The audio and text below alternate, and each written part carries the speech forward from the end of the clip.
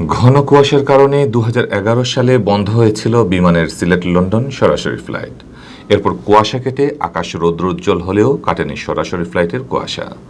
২০১৫ সালের মার্চে রিফুয়েলিং সমস্যার সমাধান হলেও নানা অজুহাতে বন্ধ রাখা হয় সিলেট লন্ডন সরাসরি ফ্লাইট। এ নিয়ে সিলেট ও লন্ডনে চলে নানা প্রতিবাদ কর্মসূচি।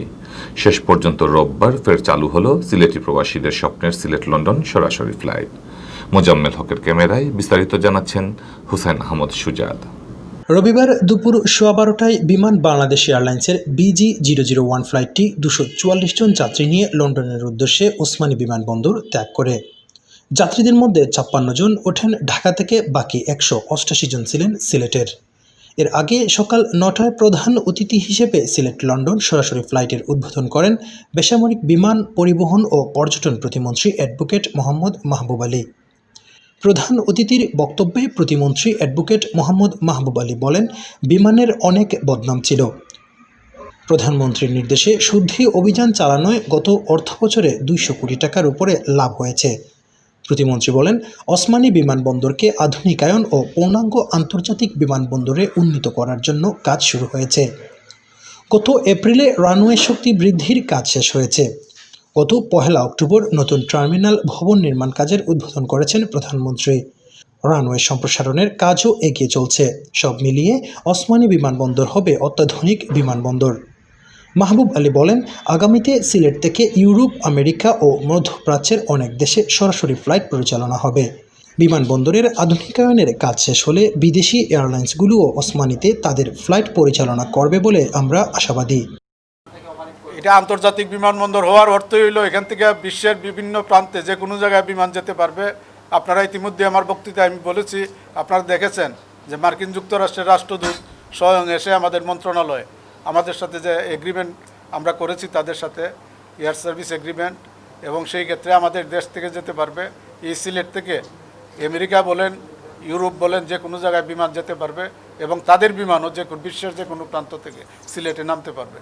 উদ্বোধনী অনুষ্ঠানে বিশেষ অতিথির বক্তব্যে বিমান পরিচালনা পর্ষদের চেয়ারম্যান সাজ্জাদুল হাসান বলেন, প্রধানমন্ত্রী আকাশ যোগাযোগের ব্যাপারে খুবই আন্তরিক বলেই বিমানের বহরে নতুন নতুন উড়োজাহাজ সংযোজন হয়েছে। বিমানে উঠলে তিনি সিট থেকে উঠে যাত্রীদের খবর নেন। তার আন্তরিকতায় বিমানের বহরে নতুন নতুন উড়োজাহাজ সংযোজিত হচ্ছে।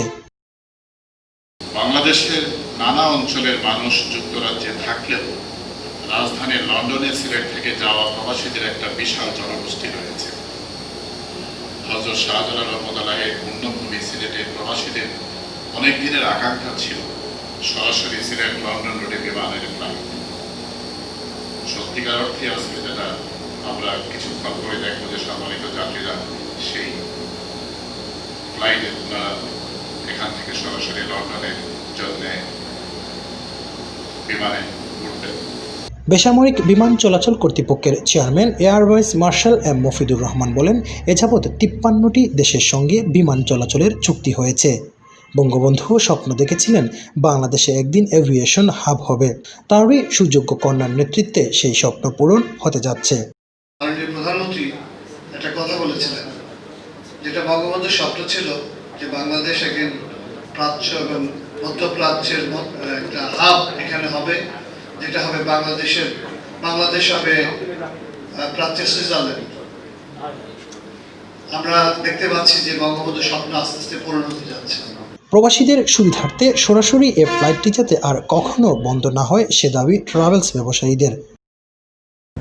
আজকে এই যে ফ্লাইটটা শুরু হবে, সিলেট থেকে লন্ডন সরাসরি ফ্লাইট যাবে, আমি মনে করি এইটা দীর্ঘদিন অতিবাহিত করবে এবং এই নিয়ম মাফিকই সিলেট থেকে ফ্লাইট যাবে এবং সাথে সাথে সিলেট আন্তর্জাতিক যে বিমানবন্দর হিসাবে ঘোষণা করা হয়েছে 1 তারিখে, আমার মনে হচ্ছে যে বিশ্বের বিভিন্ন এয়ারলাইন্স এইখানে আসবে। সেই ব্যবস্থাটুকু যদি করা হয় তাহলে সিলেটের যা প্রবাসীরা দুর্ভোগ থেকে অনেক রক্ষা পাবে। দীর্ঘদিন পরে হলেও এইটা যে শুরু হয়েছে এর জন্য আমি নগরবাসীর পক্ষ থেকে আন্তরিক ধন্যবাদ, সদস্য সরকারকে ধন্যবাদ জানাচ্ছি। কিন্তু বক্তব্য যেগুলো আসছে সেটা যদি বাস্তবায়ন হয় তাহলে বুঝবো যে আমাদের সার্থকতা রয়েছে। কথা তো অনেক বেশি হয়, কাজ কতটুকু হয় দেখার বিষয়।